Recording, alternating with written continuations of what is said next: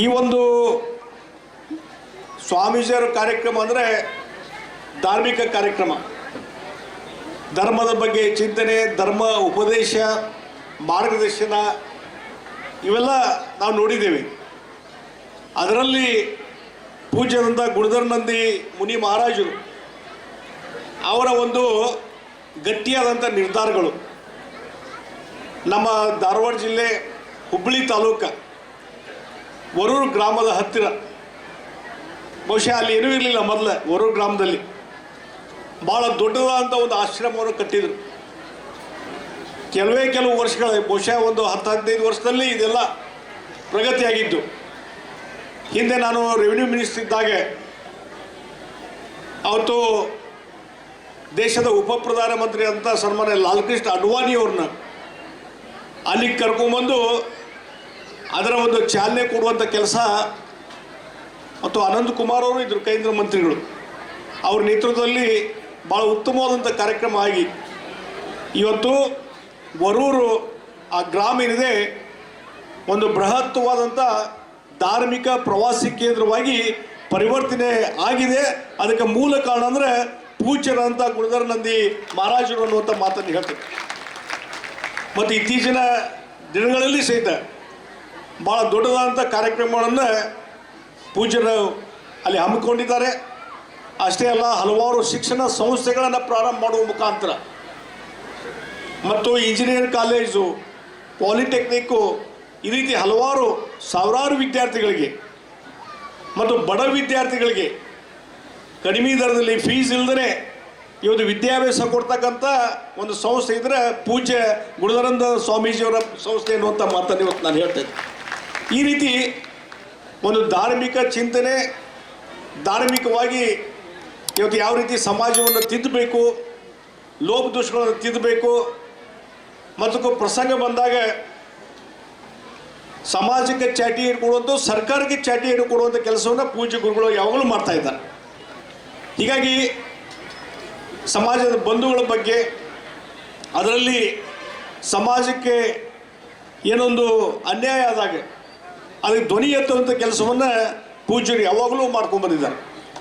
ಜೈನ ಸಮಾಜ ಅಂದರೆ ಒಂದು ತಾತ್ವಿಕ, ಒಂದು ಧರ್ಮದ ರೀತಿಯಲ್ಲಿ ನಡ್ಕೊಳ್ಳುವಂಥ, ಪರಿಶ್ರಮ ಇದ್ದಂಥವರು, ಶಿಕ್ಷಣವಂತರು ಮತ್ತು ಭಾಳ ಹಾರ್ಡ್ ವರ್ಕ್ ಮಾಡುವಂಥ ಒಂದು ಸಮಾಜ ಯಾವುದಿದ್ರೆ ಅದು ಜೈನ ಸಮಾಜ.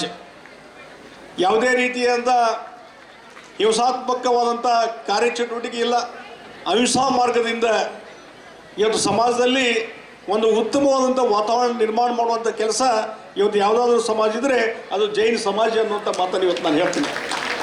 ಇಂಥ ಒಂದು ಜೈನ ಸಮಾಜ ಸುಶಿಕ್ಷಿತ ಸಮಾಜ, ಆದರೆ ಇವತ್ತು ಆ ಸುಶಿಕ್ಷಿತರು, ಸಾಂಸ್ಕೃತಿಕರು ಅನ್ನುವಂಥ ಹೆಸರಿನ ಮೇಲೆ ಇವತ್ತು ಸರ್ಕಾರಗಳಿಂದ ಅನ್ಯಾಯ ಆಗ್ತಿರೋದನ್ನು ನೋಡಲಿಕ್ಕೆ ಆಗ್ತಾಯಿಲ್ಲ. ಅದಕ್ಕಾಗಿ ಇವತ್ತು ಆ ಒಂದು ಸ್ಕಾಲರ್ಶಿಪ್ ಕೊಡುವಂಥದ್ದು, ನಾನು ರಾಜ್ಯದ ಮುಖ್ಯಮಂತ್ರಿ ಇದ್ದಾಗಿರ್ಬೋದು, ಬೇರೆ ಬೇರೆ ಅವಕಾಶ ಇದ್ದಾಗ, ನಮ್ಮ BJP ಸರ್ಕಾರ ಇದ್ದಾಗ ಯಾವಾಗಲೂ ಜೈನ ಸಮಾಜಕ್ಕೆ ಹೆಚ್ಚಿನ ಆದ್ಯತೆ ಕೊಡುವಂಥ ಕೆಲಸ ಯಾವಾಗಲೂ ಮಾಡಿದ್ವಿ. ಮತ್ತು ವಿದ್ಯಾರ್ಥಿಗಳಿಗೆ ಸ್ಕಾಲರ್ಶಿಪ್ ಕೊಡುವಂಥ ಕೆಲಸವನ್ನು ನಾವು ಮಾಡಿದ್ವಿ. ಆದರೆ ಇತ್ತೀಚಿನ ದಿನಗಳಲ್ಲಿ ಇವತ್ತಿನ ಸರ್ಕಾರ ಈ ಸಬ್ಸಿಡಿ ಕೊಡೋದನ್ನು ಸಹಿತ ಕಡಿಮೆ ಮಾಡಿದೆ. ಮತ್ತು ಬೇರೆ ಬೇರೆ ಅಲ್ಪಸಂಖ್ಯಾತರೇನಿದಲ್ಲ ಅವ್ರಿಗೆ ಯಾವ ರೀತಿ ಒಂದು ತಾರತಮ್ಯ ಮಾಡಿದೆ, ಅವರಿಗೆ ಹೆಚ್ಚಳ ಮತ್ತು ನಮ್ಮ ಸಮಾಜಕ್ಕೆ ಕಡಿಮೆ, ಈ ರೀತಿ ಮಾಡುವ ಮುಖಾಂತರ ಅಲ್ಪಸಂಖ್ಯಾತರಲ್ಲಿ ಸಹಿತ ಒಂದು ವ್ಯತ್ಯಾಸ ಮಾಡುವಂಥ ಕೆಲಸ ಇವತ್ತಿನ ಸರ್ಕಾರದಿಂದ ಆಗ್ತದೆ. ಇದರ ಜೊತೆಗೆ ಯಾವಾಗಲೂ ಇವತ್ತು ಸಮಾಜದಲ್ಲಿ, ಅದರಲ್ಲಿ ಸಮಾಜದ ಮೇಲೆ ಇರ್ಬೋದು, ಸಾಧುಗಳ ಮೇಲೆ ರಾಜಕೀಯವಾಗಿ, ಶೈಕ್ಷಣಿಕವಾಗಿ, ಸಾಮಾಜಿಕವಾಗಿ, ಸಾಂಸ್ಕೃತಿಕವಾಗಿ ಆಗುತ್ತಿರುವಂಥ ಅನ್ಯಾಯಗಳನ್ನು ಎದುರಿಸಲಿಕ್ಕೆ ಸಮಾಜ ಎಚ್ಚರಾಗಬೇಕಾಗಿದೆ, ಒಂದಾಗಬೇಕಾಗಿದೆ.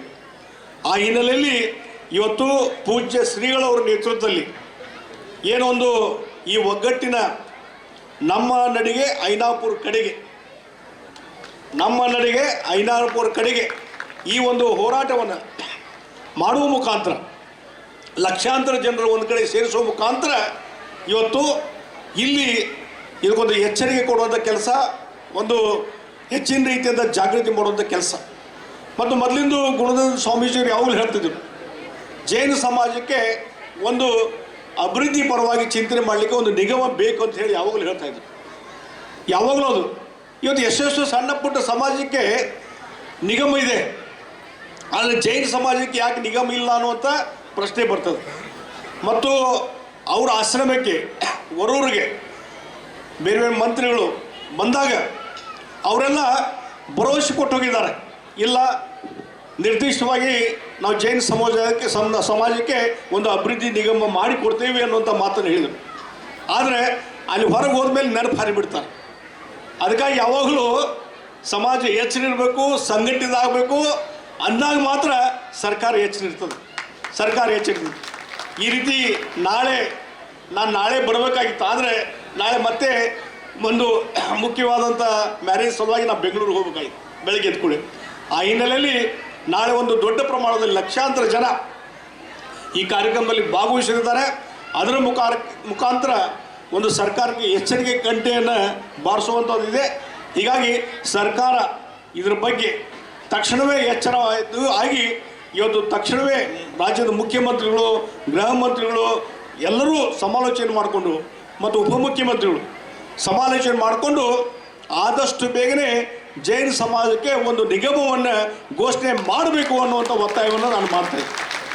ಮತ್ತು ಎಲ್ಲೆಲ್ಲಿ ಅವಕಾಶ ಇದೆ, ನನಗೆ ಅವಕಾಶ ಇದ್ದಾಗ ಇವತ್ತು ಸರ್ಕಾರದ ಮೇಲೆ ಒತ್ತಡ ತರುವಂಥ ಕೆಲಸವನ್ನು ನಾನು ಮಾಡ್ತೀವಿ.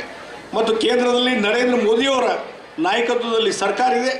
ಕೇಂದ್ರ ಸರ್ಕಾರದ ಪರವಾಗಿ ಏನೇನು ಅಲ್ಲಿ ಮಾಡಲಿಕ್ಕೆ ಸಾಧ್ಯ ಸಮಾಜಕ್ಕೆ ಆ ಕೆಲಸ ಕಾರ್ಯಗಳು ಮಾಡಲಿಕ್ಕೆ ನನ್ನೆಲ್ಲರ ಒಂದು ಸಹಕಾರ ಇದೆ ಅನ್ನುವಂಥ ಮಾತನ್ನು ಹೇಳ್ತೀನಿ.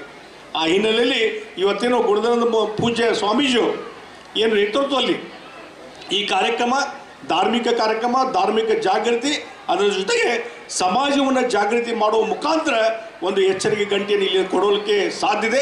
ನಾಳೆ ಲಕ್ಷಾಂತರ ಜನ ಸೇರಿದಾಗ ಅದಕ್ಕೆ ಇನ್ನೂ ಹೆಚ್ಚಿನ ರೀತಿಯಂಥ ಪರಿಣಾಮಕಾರಿಯಾದಂಥ ಒಂದು ಸಂಘಟನೆ ಶಕ್ತಿ ಬರಲಿಕ್ಕೆ ಸಾಧ್ಯ.